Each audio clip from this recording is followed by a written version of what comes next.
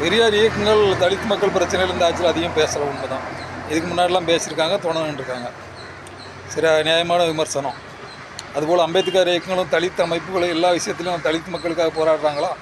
தலித் மக்கள் சார்ந்த கட்சிகள்லாம் போராடுதா? எல்லா விஷயத்துக்கும் குரல் கொடுக்காங்களா? இல்லை. பிசிக்கு மட்டும் அனைத்து பிரச்சனையும் குரல் கொடுக்குது. மற்ற அமைப்புகள்லாம் அந்த மக்களை ஓட்டுக்காக வச்சு அறுவடை பண்ணிக்கிட்டு இருக்காங்க.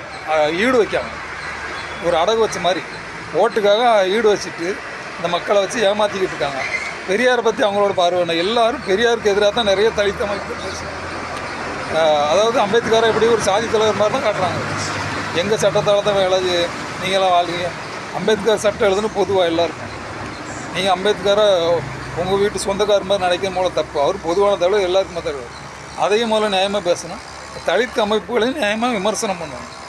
பெரியாரை ஒரு எதிரியாக தான் நிறைய பேர்னு பேசிக்கிட்டு இருக்காங்க. அந்த மக்கள்கிட்ட அப்படி தான் அம்பலப்படுத்துகிறாங்க. பெரியார் சாதி ஒழிப்புக்கு போராடினது, கோயில் நோடு எல்லாமே தலித் மக்களுக்கு தான் நிறைய விஷயம் பண்ணியிருக்காரு. இப்போ அதையும் பேசணும்ல.